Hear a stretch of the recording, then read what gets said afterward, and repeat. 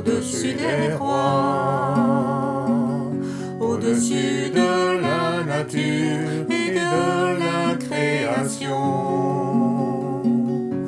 au-dessus de tous les plans des hommes sages. Bien avant le monde tu existais, au-dessus des royaumes, au-dessus des trônes, au-dessus des merveilles que ce monde a connues, par-dessus tous les trésors de la terre, rien ne peut mesurer ta valeur. Crucifié, seul abandonné, tu as souffert, méprisé, rejeté, telle une rose foulée sous nos pieds. Tu m'as sauvé, tu m'as aimé, par-dessus tout. Crucifié, seul abandonné, tu as souffert, méprisé, rejeté, telle une rose foulée sous nos pieds. Tu m'as sauvé,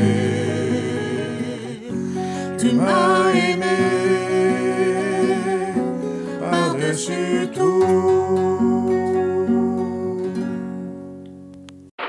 Une question que je pose en introduction, c'est, enfin, une affirmation d'abord, c'est que Dieu a un projet pour chacun de nous. Savez-vous ça? Dieu a un projet pour chacun de nous. Que l'on ait 20 ans, 50 ans, 80 ans, Dieu a un projet. J'espère pour vous qui êtes anciens que vous êtes bien dans le projet de Dieu. Peut-être que vous n'êtes pas dans le projet de Dieu parce que vous n'avez jamais réfléchi à cette question. Peut-être que vous n'avez jamais posé la question, est-ce que Dieu a un projet pour moi? Mais oui, Dieu a un projet pour chacun de nous. Et autant que faire se peut, si Dieu a un projet pour moi, marchons dans ce projet. C'est vrai, quand on est plus âgé, on se dit, mais moi, ma vie est faite, je ne sais plus changer. On peut encore changer des choses. Mais quand on est jeune, on construit sa vie, on rêve un peu, on construit, on bâtit. Associez Dieu, intégrez Dieu à votre vie. C'est ce que Dieu a fait avec un certain Jérémie. Rappelez Jérémie, on en a parlé 2 ou 3 fois cette année, et chaque fois c'était dans des situations pénibles que ce prophète vivait. Rappelez quand il était dans le puits là, pendant des semaines et des semaines et des semaines, dans un puits, et puis d'autres épreuves qu'il a connues.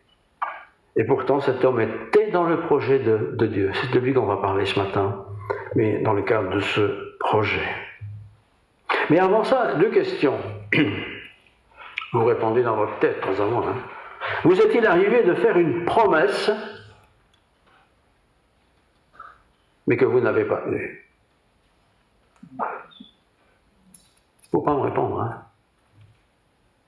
Au contraire, vous est-il arrivé de faire une promesse que vous avez tenue et que vous tenez toujours? Vous savez, l'Éternel, quand il fait une promesse, il tient sa promesse. Que le vent vienne du nord, du sud, de l'est ou de l'ouest, il tient sa promesse. Que les choses soient faciles, difficiles, l'Éternel tient sa promesse. Et moi, je suis heureux de connaître ce Dieu-là, qui fait des promesses et qui les tient à tout prix, en contre vent et marée. Alors, vous le savez, je suis chrétien depuis très longtemps. J'essaye aussi depuis très longtemps de marcher dans les voies de Dieu. Je dis bien j'essaye. Mais j'ai aussi appris, ça c'est mon père qui me l'a enseigné, ne fais pas trop de promesses, mais quand tu en fais une, en flamand, Weitje, quand tu en fais une, tiens ta promesse. Tiens ta promesse. Nous serons tristes de ne pas avoir tenu la promesse quand l'objet de la promesse est important. Si c'est une promesse du style « Bon, je viendrai demain matin à 9h chez toi, tu peux compter sur moi », et vous arrivez à 11h du soir, ça ne met pas en cause mon existence. C'est très embarrassant pour la personne qui attend, c'est très embarrassant peut-être pour celui qui a fait la promesse, mais ce n'est pas la fin du monde. Mais quand même, c'était une promesse. Il y a des promesses comme ça dans la vie qui ont été faites, qui sont faites, qui ont un poids pour nous, un poids pour celui à qui on a fait la promesse, et qui n'ont pas été tenues. C'est désolant. C'est surtout désolant pour celui qui est l'objet de la promesse, mais aussi pour celui qui a fait la promesse. Je vous invite à ouvrir la Bible dans le livre de Jérémie, vous l'auriez deviné, et nous sommes au premier chapitre de ce livre de Jérémie. Nous allons d'abord lire les 12 premiers versets de ce livre du prophète Jérémie. Jérémie a écrit son livre à peu près au 7e siècle avant Jésus-Christ, donc c'est un vieil ouvrage, mais toujours de grande actualité, en tout cas dans ses fondements, dans ses principes et dans ses réalités. Jérémie 1, versets 11 à 12, d'abord. Jérémie 1, 11. La parole de l'Éternel me fut adressée en ces mots. Donc Dieu parle à Jérémie. Il est prophète. Que vois-tu, Jérémie? Que vois-tu avec ses yeux? Je répondis, je vois une branche d'amandier. Une branche d'amandier. L'amandier, bien sûr, produit des amandes, mais avant de produire des amandes, elle produit une fleur. C'est d'ailleurs la première fleur du printemps qui fleurit en Israël, en Palestine. Donc il voit une branche. Il n'y a pas encore de fleurs, il n'y a forcément pas encore de fruits. L'Éternel me dit, tu as bien vu, car je veille sur ma parole pour l'exécuter. Je veille sur ma parole pour l'exécuter. La parole de l'Éternel me fut adressée une deuxième fois. Une deuxième fois. En ces mots, que vois-tu? Je vois une chaudière bouillante du côté du septentrion. Et cette chaudière bouillante, symbolisait le nord qui allait venir pour faire du tort à Israël. Deux visions, mais c'est la première qui m'occupe ce matin. Cet amandier, que vois-tu? Que vois-tu? Petite information très intéressante et utile, que je ne connaissais pas mais que j'ai appris, c'est que l'amandier n'a pas besoin d'un autre amandier autour de lui pour que les fleurs produisent des fruits. L'amandier se satisfait lui-même par ses propres fleurs. Il est auto-stérile, il se multiplie de l'intérieur. Voilà. La fleur arrive et elle se bénit elle-même pour produire des fruits. Elle n'a pas besoin d'autres arbres autour d'elle. C'est très intéressant. C'est très intéressant parce que Dieu s'adresse à Jérémie. Et Jérémie, il n'y en a pas beaucoup en son temps. Par-ci par-là, quelques-uns, des hommes fidèles, des femmes fidèles, des gens qui aiment Dieu. Comme les chrétiens, il n'y en a pas des masses après tout. Hein. Par-ci par-là, il y en a. Voilà. Nous sommes appelés à, quelque part, nous auto-multiplier. On ne se multiplie pas tout seul dans une église. L'église ne va pas être remplie de gens tout d'un coup, sur les bancs ne vont pas être remplis de gens tout d'un coup parce que les gens vont venir voir l'église. Mais nous allons pouvoir la multiplier nous-mêmes. Nous allons pouvoir faire fleurir l'amandier par notre propre vie, par notre propre service. C'est un peu ça l'idée de mon message de ce matin. Il faut donc, et c'est indispensable, que je fasse attention à l'amandier qui est à côté de moi. Il faut que je fasse attention à mon propre arbre, moi. Il faut que je prenne soin. 2 périodes de récolte, nous est-il dit? Je ne savais pas, j'ai lu. La première récolte, c'est d'ailleurs le premier fruit qui est visible. La première récolte se fait en juillet. La deuxième récolte se fait en septembre. La première récolte, c'est pour une consommation immédiate. Donc l'amande qui vient, on la mange tout de suite, elle ne conserve pas. Par contre, l'amande qui arrive au mois de septembre, lui, il est prêt à être conservé toute l'année. Mais ce qui est typique, cet arbre, toutes sortes d'arbres, c'est le premier arbre avec une fleur. Alors j'ai un peu regardé à quoi ça ressemblait. Ça ressemble un peu à un arbre du Japon, vous savez, les fleurs roses du printemps, c'est un peu comme ça, mais la fleur est blanche. La fleur est toujours blanche. Donc, la première fleur arrive, c'est l'amandier. Tous les autres, il n'y a pas encore de fleurs. Voilà. Alors, que vois-tu? Je vois, dit Jérémie, je vois un amandier. Je vois un arbre, l'amandier. C'est une réponse intéressante qu'il donne à la question de Jésus. Alors, voilà, imaginons que nous soyons dans cette circonstance, de cet environnement d'amandier, et je suis une branche de cet amandier. Moi, personne, toi, personne, tu es une branche de cet amandier. Il y a plein d'arbres partout, de toutes les sortes, mais personne ne porte de fleurs, il n'y a pas de fruits forcément, et toi, tu es là, et tu portes une fleur, qui forcément va produire un fruit. Un fruit qui sera cueilli immédiatement et mangé, ou qui sera conservé pour le mois de juillet, pour la conservation plus générale. Donc tu es cet amandier, je dis tu pour qu'on comprenne bien, tu es cet amandier quelque part, là où tu habites, voilà, et tu vas produire une fleur. La fleur, c'est l'image du témoignage, c'est l'image de la beauté, c'est l'image de l'espérance, parce que si l'amandier fleurit et qu'il produit un fruit, bientôt les autres vont fleurir et produire aussi des fruits. Ce sera plus tard. Le chrétien est appelé à produire un fruit quelque part en avance sur les autres. Nous sommes dans le confinement. Nous avons écouté les règles du confinement. Nous avons fait ce qu'il fallait faire, pensons-nous, certainement. Tout doucement, nous allons être libérés du confinement. Que va-t-on produire en imaginant que nous soyons cet amandier? Est-ce que nous allons continuer pendant des semaines et des mois à râler sur tout ce qu'on a fait ou pas fait? Ou bien va-t-on tout de suite nous mettre à produire une fleur, par la grâce de Dieu? Une fleur qui produira un fruit qui sera consommé. Est-ce que nous allons continuer à rester assis en attendant que ça se passe? Autant de personnes, pas plus. Ou est-ce que nous allons dire, tiens, tous ces bancs sont vides, on aimerait bien qu'ils se remplissent. Mais pas qu'ils se remplissent tout seuls, qu'ils se remplissent aussi avec mon service. Jérémie est appelé par Dieu.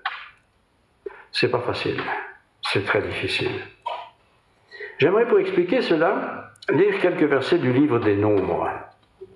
Un livre qui est le 3e de la Bible s'appelle les Nombres, parce qu'on calculait tout, le nombre de personnes, le nombre de ceci, le nombre de cela. Et parmi ces nombres, il y a bien sûr l'histoire des 12 tribus. Les 12 tribus qui portent le nom des 12 fils d'Abraham. Ben évidemment, comme ce sont des humains, de temps en temps, ils ont des frictions entre eux, de temps en temps, peut-être parfois plus que de temps en temps.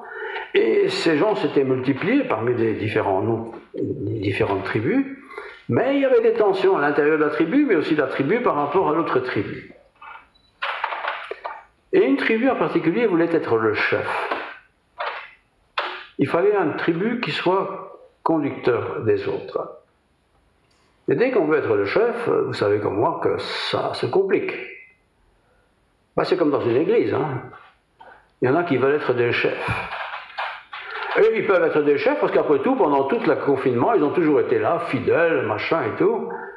Et du quand c'était difficile, j'étais là, j'espère que je vais prendre un peu de fruits, un peu de galons. Et c'est ce qui s'est passé avec les 12 tribus en question. Donc, livre des Nombres, voilà, je cherche mon chapitre. Voilà, chapitre 16, évidemment, c'est marqué devant mes yeux. Chapitre 16, où nous voyons que Dieu est très en colère. Dieu est très en colère contre les tribus qui se chamaillent pour savoir qui est le plus fort, qui a droit à ceci, qui a droit à cela. Ils sont jaloux, ils sont mécontents comme pas possible, et au plus on pense que c'est nous qui devrions avoir la place, au plus on est mécontent, et il y avait des tribus qui étaient vraiment, vraiment mécontents, parce que chacun, bien sûr, y allait de ses quatre vérités. Et avant de dire ce qui s'est passé, une catastrophe est arrivée. Dieu s'est fâché. Fâché parce que les tribus voulaient prendre autorité sans consulter Dieu. Alors ceux qui voulaient prendre autorité, certainement ils étaient déjà un peu plus forts, ou plus doués, ou plus expérimentés, mais Dieu n'a pas accepté la manière dont ils ont fait. Vous pouvez lire ça dans le Nombre. Et ce jour-là, écoutez bien, Dieu va frapper. Et 14 700 personnes vont mourir. C'est précis. 14 700 personnes vont mourir par la force de Dieu. Pourquoi? Parce qu'ils ont voulu faire des choses que Dieu n'a jamais demandées ni ordonnées. C'est très sérieux ça. 14 700 personnes. Tous des gens qui avaient et qui connaissaient l'histoire de ce peuple en Égypte. Tous des gens qui connaissaient la traversée du désert. Peut-être il y avait parmi eux des gens qui avaient traversé ce désert, ou une partie en tout cas. Des gens qui avaient vu comment Dieu les a libérés pour entrer dans le pays de la promesse. Des gens qui ont peut-être vu ou entendu parler de la traversée du Jourdain miraculeuse. Enfin, toutes ces choses-là. Mais ils se révoltent. Ils se révoltent contre le choix qui est fait par l'autorité. Ils veulent être chefs. Et Dieu n'aime pas ça du tout. Alors au chapitre 17, versets 2 et 3, il est écrit ceci. Nombre 17, versets 2 et 3. L'Éternel parla à Moïse et dit, parle aux enfants d'Israël et prends des gens d'Israël, une verge, un bâton, selon les maisons de leur père. C'est le même bâton pour tout le monde. Soit 12 verges, et ici c'est marqué verge, mais dans les versions plus modernes, c'est immédiatement écrit la branche dont on parle il y a un instant. Voilà. Prends donc 12 verges de la part de tous les princes selon les maisons de leur père. Ces branches sont sans fruits, il n'y a pas de fleurs, c'est très tôt dans l'année, mais chacun a une branche choisie. Tu écriras le nom de chacun sur cette verge, sur ce bâton, et tu écriras le nom d'Aaron sur la verge de Lévi. Lévi, c'est ceux qui servent dans le temple. Comme ils servaient dans le temple, ils ne pouvaient pas écrire Lévi, sinon il y aurait un peu de la triche. Tu vas mettre le nom d'Aaron, sachant que quand même c'est Lévi qui sera une tribu qui va servir d'eux. Car il y aura une verge pour chaque chef des maisons de leur père. Tu les déposeras dans la tente d'assignation, c'est le tabernacle, c'est là où on assigne les choses, devant le témoignage d'or où je me rencontre avec vous. Donc c'est 12 bâtons qui représentent 12 tribus, ils sont neutres, tous identiques, il n'y a pas de fleurs, il n'y a pas de bourgeons. Tu vas les déposer dans le lieu où il y a le témoignage, donc les 10 tables de la loi, les 10 commandements. L'homme que je choisirai sera celui dont la verge fleurira. Donc 10 bâtons neutres, je ferai cesser de devant moi les murmures que profèrent contre vous les enfants d'Israël. Moïse parla aux enfants d'Israël et toutes leurs princes lui donnèrent une verge, chacun prince une verge, selon la maison de leur père, soit 12 verges, la verge d'Aaron était au milieu d'elles. Voilà, 12 bâtons, identiques, ils sont là. Nous sommes certainement un peu très tôt dans le printemps, pas encore le printemps, et ces bâtons vont fleurir. Mais il y aura une inspection chaque jour. Et le premier bâton qui fleurira, le nom est déjà écrit des 12 tribus, le premier bâton qui fleurira sera la tribu qui sera choisie. Je me dis quand même, nous on prend un petit billet dans un tronc pour un candidat par exemple, on se dit, oui, bon, personne ne sait, là c'est 12 bâtons. 12 bâtons d'amandier. Pas de bourgeons, pas de fleurs, identiques, mais un fleuri. C'est donc celui qui est choisi. L'homme que Dieu choisit. Tous peuvent le voir, verset 9. Moïse ôta devant l'Éternel toutes les verges et les porta à tous les enfants d'Israël, afin qu'ils les voient et qu'ils prennent chacun leur verge. Donc les responsables, j'imagine, le nom était marqué dessus, Ruben, Lévi, tout ça. Ah, mon bâton n'a pas fleuri. Aucun bâton n'avait fleuri, sauf un. C'est lui qui est choisi. Alors, c'est un peu comme dans une église.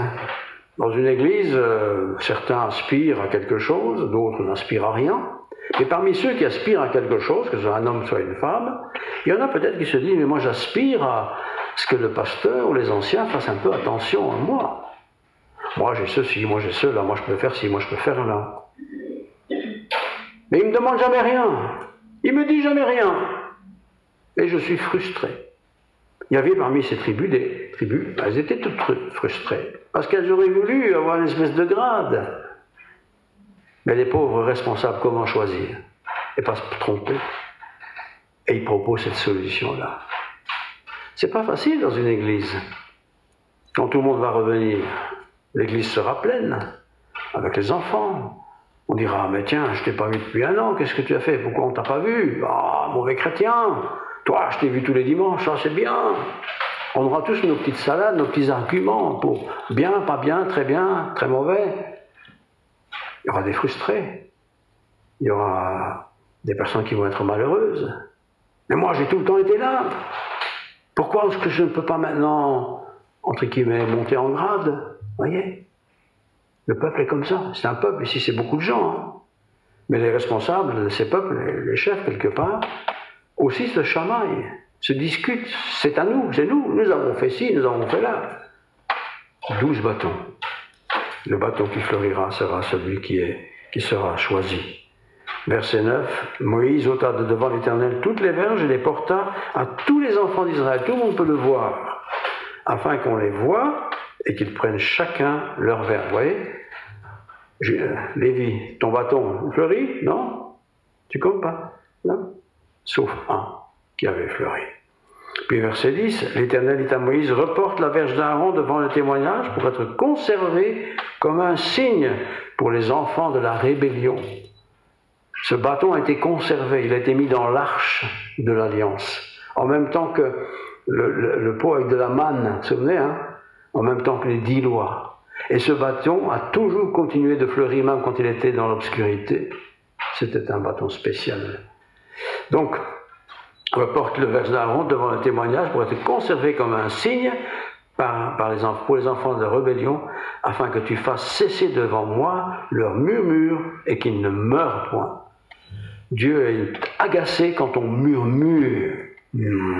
Rommel, comme on dit au Luxembourg. Vous savez, rommeler comme ça, toujours la même chose, toujours les autres, c'est pas moi, je sais pas pourquoi, pourtant j'ai fait ci. Dieu ne supporte pas ça. Dieu ne supporte pas ça. Alors ici, imaginez une tribu hein, qui tout entière murmure comme ça. Et ce n'était pas une tribu, c'était toutes les tribus. Mais il n'en fallait qu'une. Et voilà comment Dieu a opéré la chose. Alors ça, c'était le bâton d'amandier qui a fleuri, il n'y en a eu qu'un. Et nous revenons maintenant à Jérémie, chapitre 1, verset 5. Avant que je t'ai formé, dit Dieu à Jérémie, avant que je t'ai formé dans le ventre de ta mère, avant que je t'ai formé dans le ventre de ta mère, donc il n'y a pas encore eu de relation pour qu'un enfant puisse être possiblement formé, avant cela, je te connaissais. Vous imaginez, frères et sœurs, qu'avant qu'on ne soit conçu, Dieu nous connaît. Et avant que tu sois sorti de son sein, je t'avais consacré. Consacré, ça veut dire que tu vas être dans le ministère, tu vas être dans l'œuvre. Je t'avais établi prophète des nations. Jérémie. Mais je m'empresse de dire que tout de suite, ce Jérémie-là, franchement, pour un homme choisi par Dieu dans ces conditions-là, vivre ce qu'il a vécu, c'est pas sympa. Être dans ce puits, tant de mois, un puits c'est humide, c'est sale, c'est horrible. Et puis toutes les autres souffrances qu'il a eues durant sa vie. Pourtant, il a été choisi par Dieu.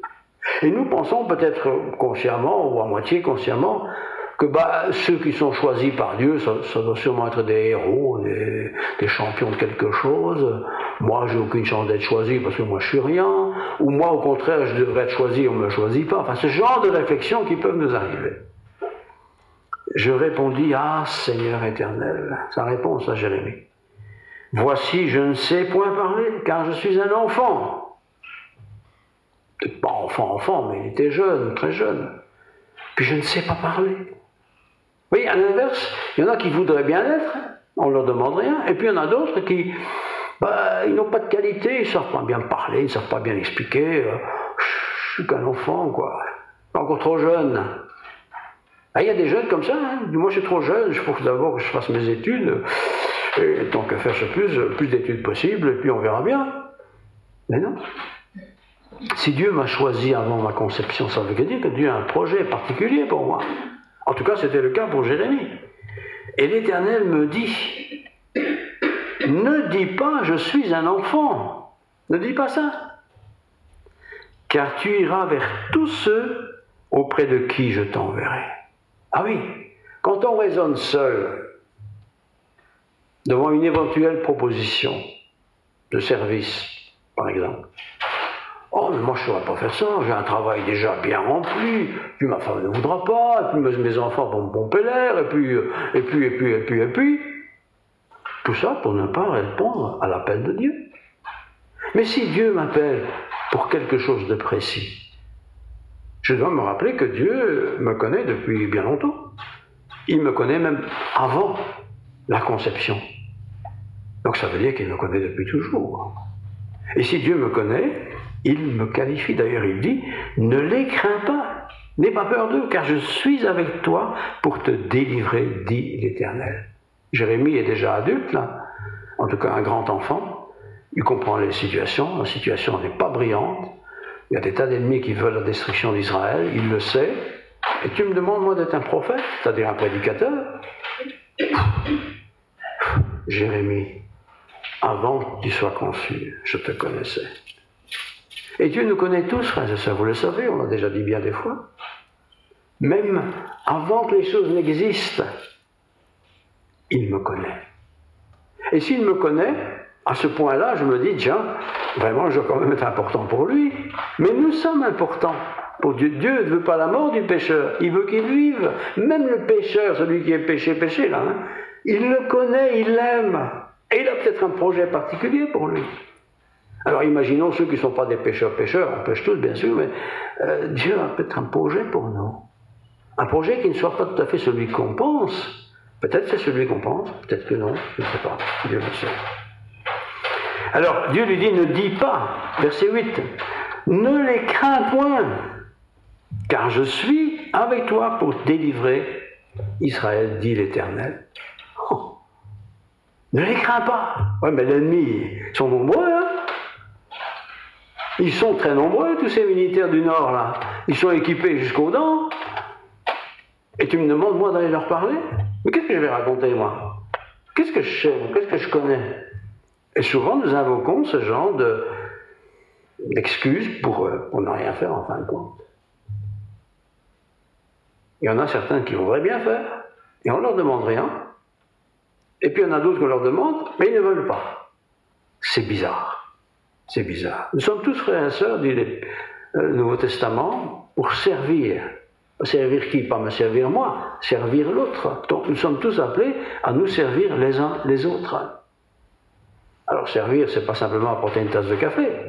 C'est peut-être ça, mais c'est pas seulement ça en tout cas. Servir. Je suis là pour servir mon frère, je suis là pour servir ma sœur. Et inversement, il est là pour me servir aussi. Verset 8, ne les crains pas. Verset 9, puis l'Éternel étendit sa main et toucha ma bouche, et l'Éternel me dit, voici, je mets mes paroles dans ta bouche. Aujourd'hui, on dirait, oh, Seigneur, écoute, sympa, mais moi, je suis en train de faire l'université, ou je pense que je vais faire l'université, j'en ai pour 10 ans, de redoubler 2 fois ou 3 fois, tu sais, pas avant 30 ans, hein, et encore, là, je sais pas, on s'invoque toujours des tas d'excuses comme ça, pour ne pas servir. Et des prétextes qui peuvent être humainement acceptables ne sont pas acceptables pour Dieu. Voici, je mets mes paroles dans ta bouche. Regarde, verset 10, je t'établis aujourd'hui sur les nations et sur les royaumes, pour que tu arraches et que tu abattes, pour que tu ruines et pour que tu détruises, pour que tu bâtisses et que tu plantes. Oh. Ah ben ça alors. Tu veux d'abord que je détruise, que j'arrache? Bah oui, qu'est-ce qu'il doit détruire? Qu'est-ce qu'il doit arracher? Tout ce qui est mauvais. On ne peut pas faire un beau jardin de 6 mètres carrés si on a laissé pousser des orties grandes comme ça et des chardons. Il faut d'abord enlever tout ça. Il faut nettoyer le sol. Et puis on pourra planter nos belles salades et nos belles carottes. Le service pour Dieu, c'est comme ça. On a parfois dans notre vie ces mauvaises herbes, si vous voulez, qui nous prennent toute la place. Et puis quand Dieu nous demande une petite chose, même simple, même modeste, ah ben Seigneur, c'est pas possible, hein. Écoute, je suis déjà tellement occupé avec ces jardins, avec ces orties, avec ces pissenlits, avec tout ce qu'il peut y avoir dans un jardin, que franchement, j'ai pas le temps. Et puis au verset 11, Seigneur est plein de compassion. La parole de l'Éternel me fut adressée en ce mot. Que vois-tu, Jérémie? Regarde, que vois-tu? Je répondis, je vois une branche d'amandier.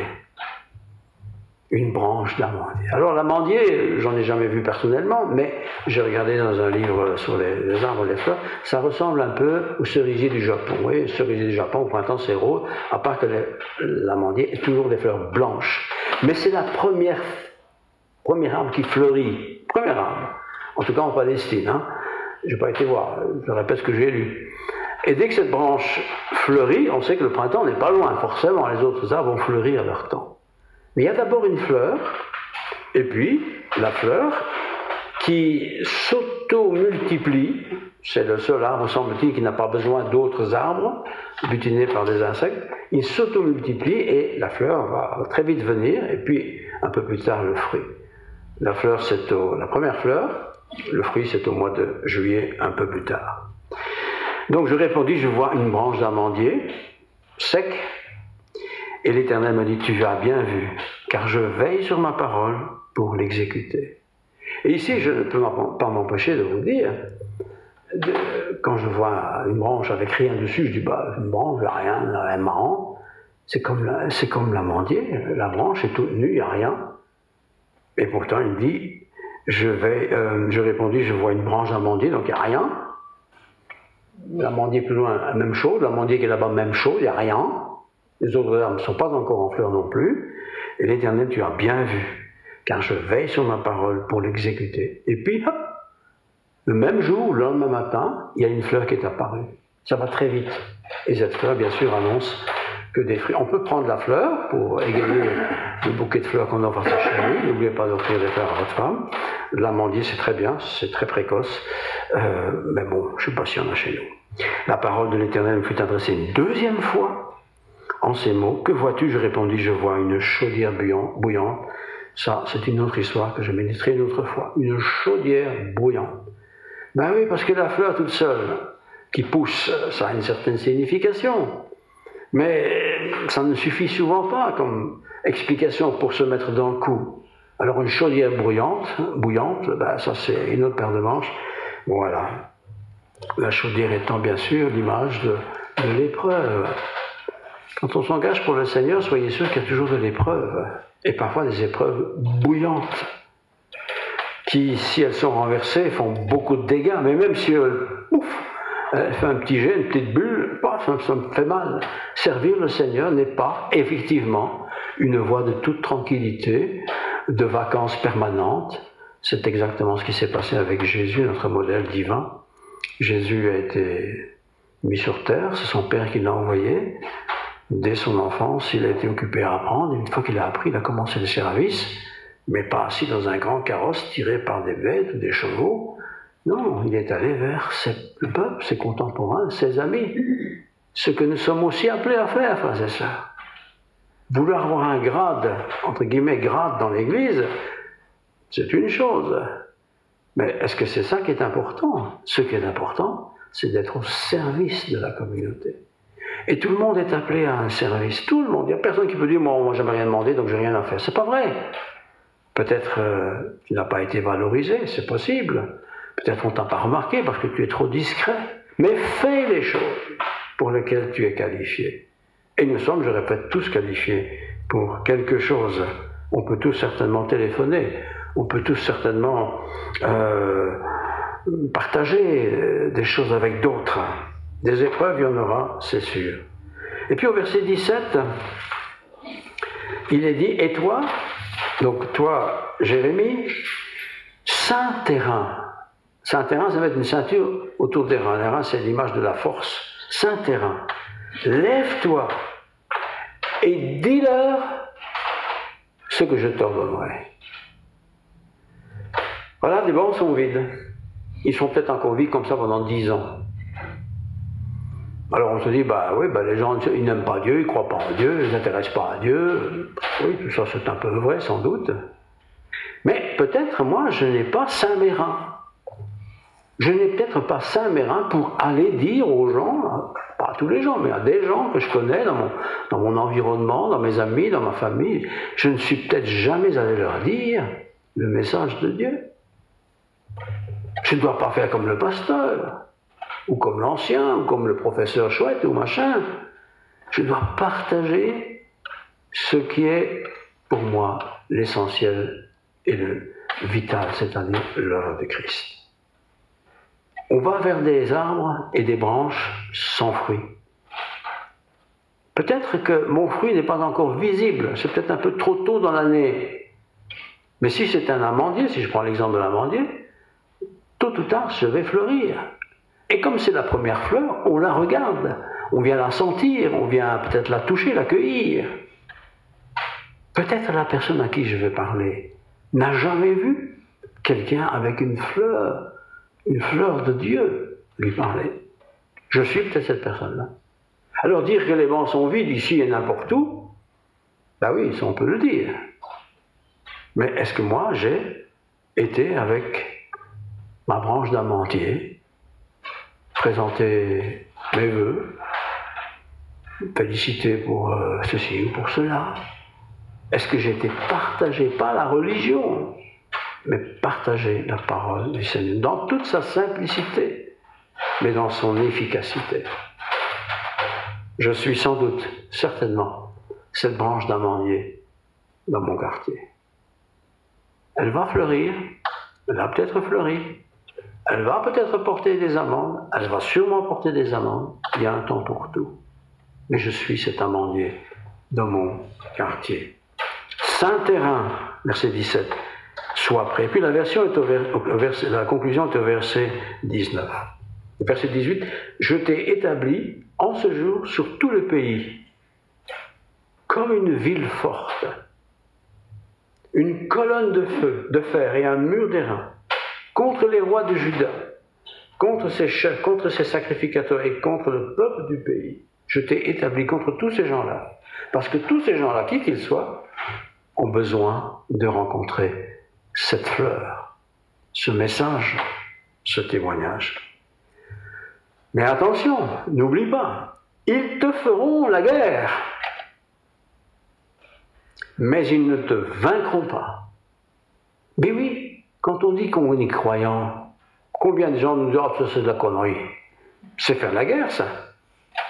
Comment je me défends devant un tel argument? Je me dis, tant pis pour tout, ils iront en enfer. Mais non, je n'ai pas envie qu'ils aillent en enfer, quand même. J'ai envie qu'ils entrent dans le royaume de Dieu. Donc, ils te feront la guerre, mais ils ne te vaincront pas, parce que tu fleuriras, c'est sûr.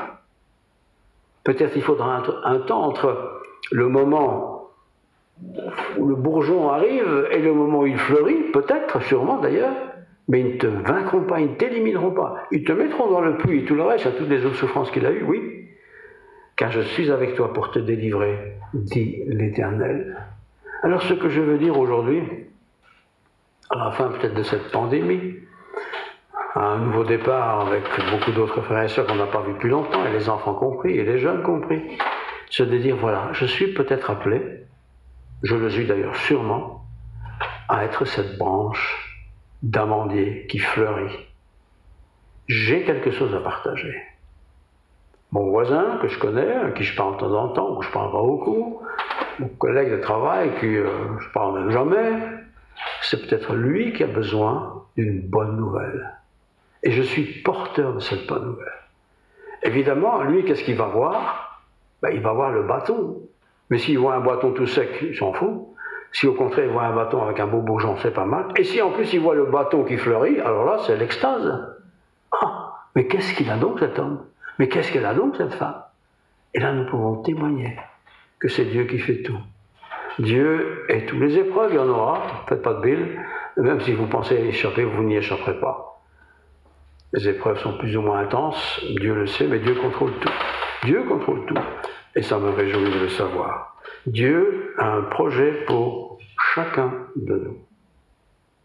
Ne soyons pas comme les murmurants que nous avons vus dans le livre des Nombres, et je suis certain que chaque murmurant, quand il parlait au nom de sa tribu, « Ah, mais ma tribu a fait ceci, quand on était en Égypte, on a fait cela », et chacun racontait son histoire, sûrement, tout ça pour se mettre en valeur, mais c'est pas ça qui compte. L'important, c'est mon témoignage maintenant, auprès de mes contemporains, qui ne connaissent peut-être pas le bonheur, qui cherchent peut-être le bonheur que je cherche aussi, liberté et tous ces machins-là, mais j'ai quelque chose que eux n'ont peut-être pas. C'est la fleur de Dieu qui brille en moi, qui fleurit en moi, qui est belle, qui produit du fruit, et en fin de compte, elle produit quelque chose d'agréable à manger. Je vous souhaite de vivre tout cela intensément. Prions. Seigneur, merci pour ta parole.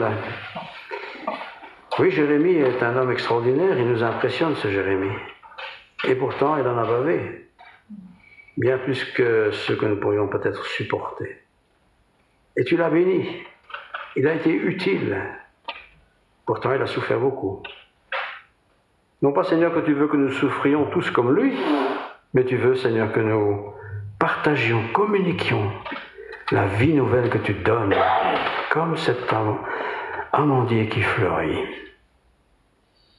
Seigneur, que cette fleur soit visible dans nos vies, qu'elle donne envie à ceux qui nous regardent de dire, tiens, comment il fait lui? Comment fait-elle? Que nous ayons des occasions, Seigneur, de partager notre foi.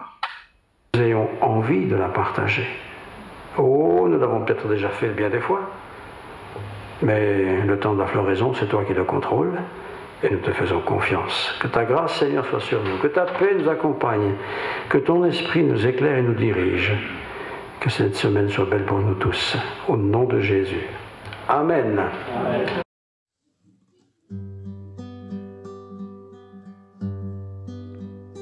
Tu étais